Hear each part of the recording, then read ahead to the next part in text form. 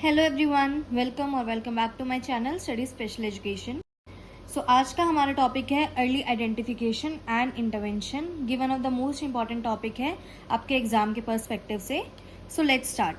Early identification, early detection of developmental delays and disabilities done by parents, teachers, doctors and care givers. तो इससे हमें क्या समझ आया? अर्ली आइडेंटिफिकेशन, आइडेंटिफिकेशन में क्या आता है? आइडेंटिटी या आइडेंटिफाई।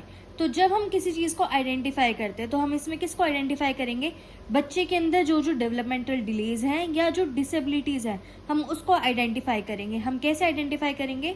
हमारे डेवलपमेंटल माइलस्टोन्स होते हैं जो सभी को पता होते हैं। एक पेरेंट को भी पता होता है, एक टीचर को भी पता होता है, डॉक्टर को भी पता होता है और केयर गिवर को भी पता होता है।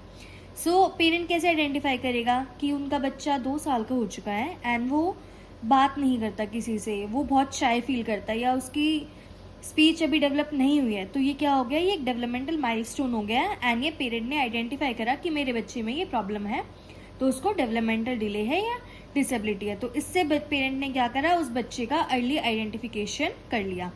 नेक्स्ट आते हैं अर्ली इंटरवेंशन। इंटरवेंशन क्या होता है? हमने आइडेंटिफाई कर लिया कि बच्चे को ये इश्यू है या ये उसको डेवलपमेंटल डिले है।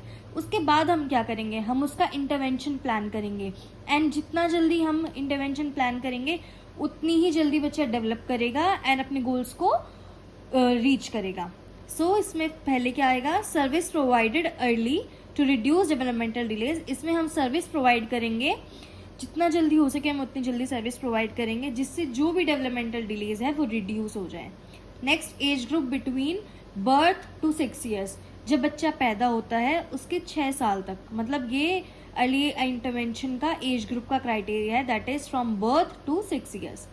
Next, aims to improve a child's development and reduce future difficulties. Early intervention का क्या एम होगा? कि हम बच्चे की जो लाइफ है हम उसको इम्प्रूव करें, उसमें डेवलपमेंट लेकर आए एंड जितनी भी डिफिकल्टीज उसको फ्यूचर में होगी हम उसे जितना हो सके उतना रिड्यूस करें। So our next topic is 5 developmental areas. हमने लास्ट टॉपिक में बात करा था अर्ली आइडेंटिफिकेशन में कि बच्चे को डेवलपमेंटल डिलेज होते हैं। तो वो कौन से एरियाज होते हैं जिसमें बच्चे को डेवलपमेंटल डिले होता है? तो पहला एरिया है physical development, second is cognitive development, third is communication development, fourth is social and emotional development, fifth is sensory and adaptive development. तो ये वो 5 एरिया जिसमें बच्चे को डेवलपमेंटल डिलेज होती हैं। Next comes benefits of early intervention. हम बच्चे का जब अर्ली इंटरवेंशन करेंगे तो उससे हमें क्या बेनिफिट होगा? फर्स्ट, इम्प्रूव चाइल्ड डेवलपमेंट, बच्चे का डेवलपमेंट इम्प्रूव होगा। सेकेंड, सपोर्ट फैमिली, फैमिली को भी सपोर्ट प्रोवाइड होगा। थर्ड, इंक्रीजेस फ्यूचर अपॉर्चुनिटीज, अगर बच्चा डेवलप करेगा तो ऑब्वियसली उसकी फ्यूचर अपॉर्चुनिटीज भी इंक्रीज हो जाएगी। फिफ्थ, प्रमोट्स इंडिपेंडेंस, अगर हम बच्चे के गोल को रीच करेंगे, हम उसे इंडिपेंडेंट बनाएंगे तो ये सारी ही चीज़ें बच्चे के लिए बहुत ज़्यादा हेल्पफुल है। तो ये 4 पॉइंट है जो बेनिफिट्स ऑफ अर्ली इंटरवेंशन के अंदर हम कवर कर रहे हैं।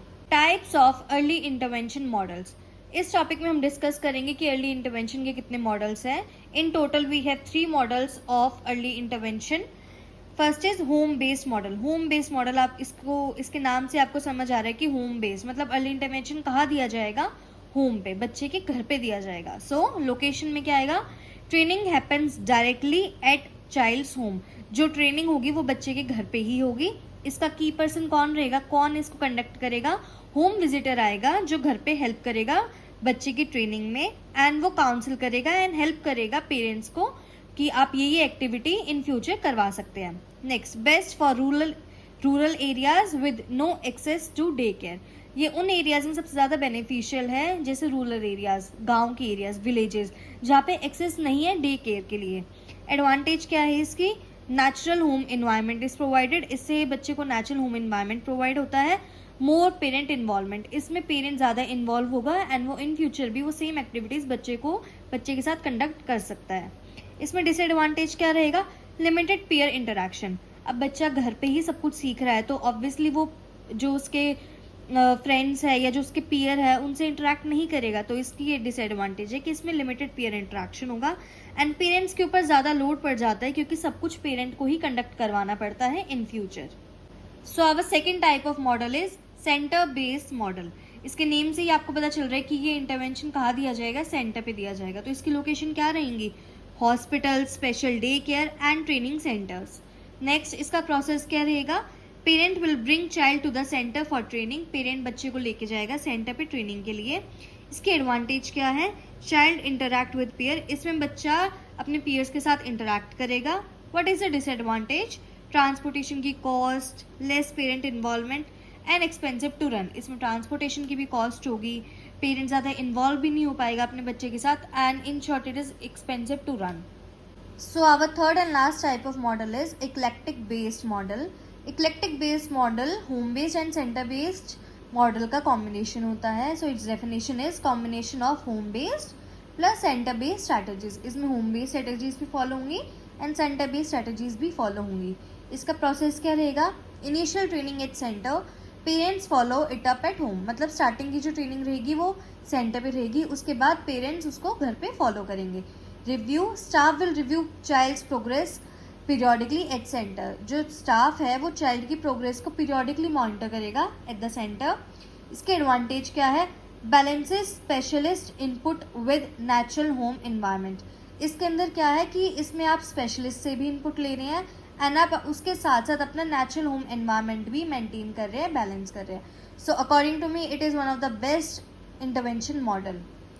नेक्स्ट अप हमारा टॉपिक है Rashtriya Bal Swasthya Karyakram. It is one of the government initiative जो कि बर्थ टू 18 ईयर्स तक रहता है बच्चे के लिए। इट इंक्लूड्स और टारगेट्स 4 Ds, इसमें 4 D कवर करता है, that is defects, deficiencies, delay and diseases.